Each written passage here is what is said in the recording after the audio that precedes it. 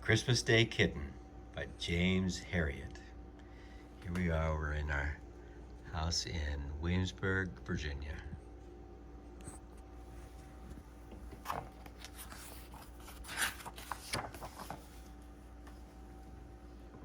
Christmas could never go by without my remembering a certain little cat.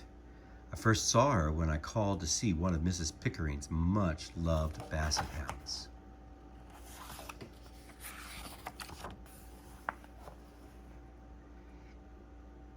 I looked in some surprise at the furry creature moving quietly down the hall. "I didn't know you had a cat," I said to Mrs. Pickering, who was a plumpish, pleasant-faced woman. Mrs. Pickering smiled.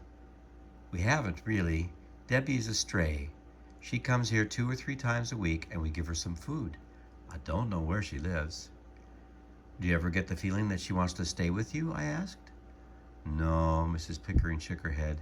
"She's a timid little thing. Just creeps in, has some food, and then slips away. She doesn't seem to want to let me help her in any way." I looked at the little tabby cat again. "But she isn't just having food today." "It's a funny thing, but every now and again she pops through into the sitting room and sits by the fire for a few minutes. It's as though she was giving herself a treat."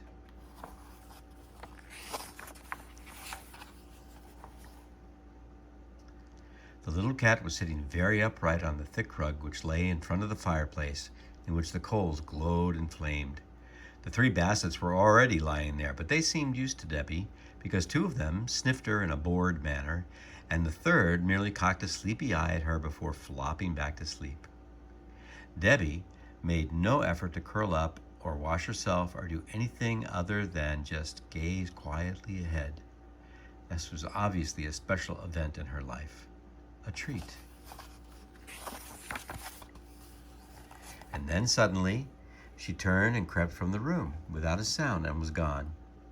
"That's just the way it is with Debbie," said Mrs. Pickering, laughing. "She never stays more than 10 minutes or so, and then she's off." I often visited the Pickering home, and I always looked out for the little cat. On one occasion, I spotted her nibbling daintily from a saucer at the kitchen door. As I watched her, she turned and almost floated on light footsteps into the hall and then through into the sitting room. Debbie settled herself in the middle of the pile of basset hounds in her usual way, upright, still, and gazing into the glowing fire. This time I tried to make friends with her, but she leaned away as I stretched out my hand. However, I talked to her softly, and I managed to stroke her cheek with one finger.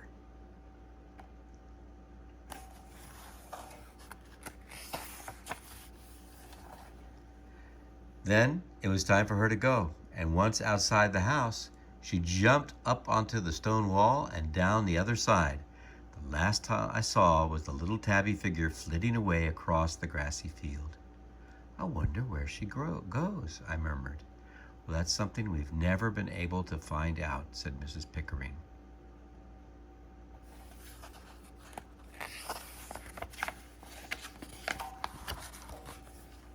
It was 3 months later that I next heard from Mrs. Pickering, and it happened to be Christmas morning. "I'm so sorry to bother you today of all days," said Mrs. Pickering apologetically. "Don't worry at all," I said. "Which of the dogs needs attention?" "It's not the dogs. It's Debbie. She's come to the house and something's very wrong. Please come quickly." I drove through the empty market square. The snow was thick on the road and the roofs of the surrounding houses. The shops were closed, but the pretty colored lights of the Christmas trees winked in the windows. Mrs. Pickering's house was beautifully decorated with tinsel and holly, and the rich smell of turkey and sage and onion stuffing wafted from the kitchen. But she had a very worried look on her face as she led me through to the sitting room. Debbie was there, but she wasn't sitting upright in her usual position. She was lying quite still, and huddled close to her lay a tiny kitten. I looked down in amazement. "What have we got here?" "It's the strangest thing," said Mrs. Pickering replied. "I haven't seen her for several weeks, and then she came in about 2 hours ago, staggered into the kitchen, and she was carrying the kitten in her mouth. She brought it here and laid it on the rug. Almost immediately I could see she wasn't well. Then she lay down like this, and she hasn't moved since.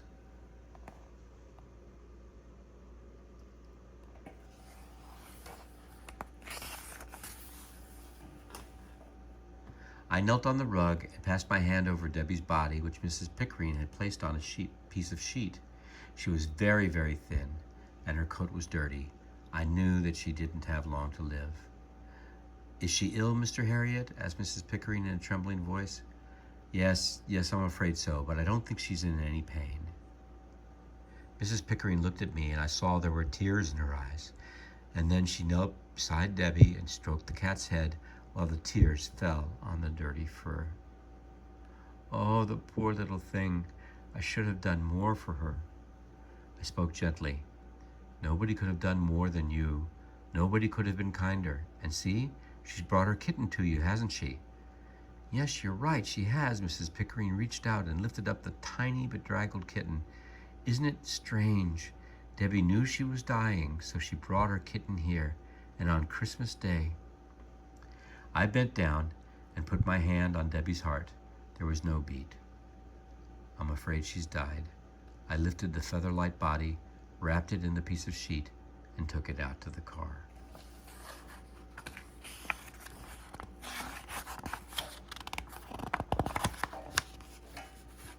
When I came back, Mrs. Pickering was still stroking the kitten. The tears had dried, and she was bright-eyed as she looked at me. "I've never had a cat before," she said. I smiled.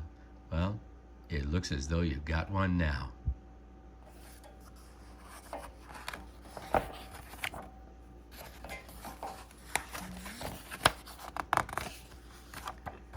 And she certainly had. The kitten grew rapidly into a sleek, handsome, and bouncy tabby cat, and Mrs. Pickering called him Buster. He wasn't timid like his little mother, and he lived like a king. And with the ornate collar he always wore, he looked like one too.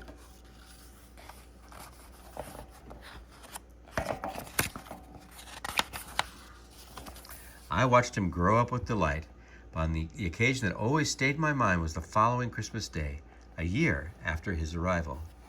I was on my way home after visiting a farmer with a sick cow, and I was looking forward to my Christmas dinner. Mrs. Pickering was at her front door when I passed her house, and I heard her call out, "Merry Christmas, Mr. Herriot. Come in and have a drink to warm you up." I had a little time to spare, so I stopped the car and went in. In the house, there was all the festive cheer of last year and the same glorious whiff of sage and onion stuffing, but this year there was no sorrow. There was Buster.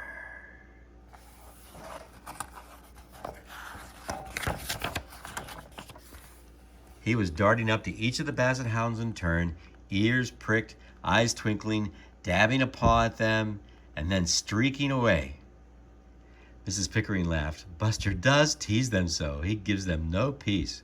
She was right. For a long time, the dogs had led a rather sedate life, gentle walks with their mistress, plenty of good food, and long snoring sessions on the rugs and armchairs. And then Buster arrived. He was now dancing up to the youngest dog, again, head on one side, asking him to play. When he started boxing with both paws, it was too much for the basset, who rolled over with the cat in a wrestling game. "Come into the garden," said Mrs. Pickering. "I want to show you something." She lifted a hard rubber ball from the sideboard, and we went outside.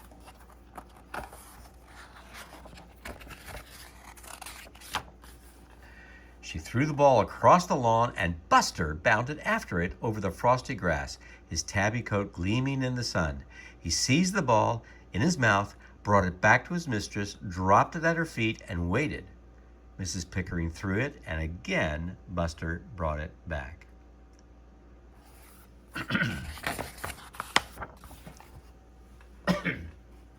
I gasped. A retriever cat. The Bassets looked on unimpressed.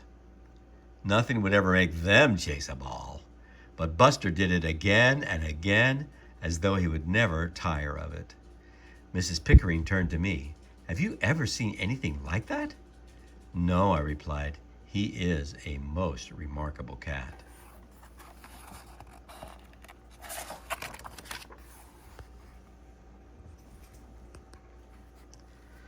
We went back into the house, where she held Buster close to her, laughing as the big cat purred loudly.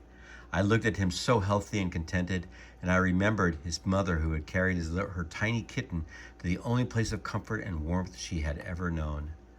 Mrs. Pickering was thinking the same thing because she turned to me, and although she was smiling, her eyes were thoughtful. Debbie would be pleased, she said. I nodded. Yes, she would. It was just a year ago today that she brought him in, wasn't it? That's right, she hugged Buster again. The best Christmas present I've ever had.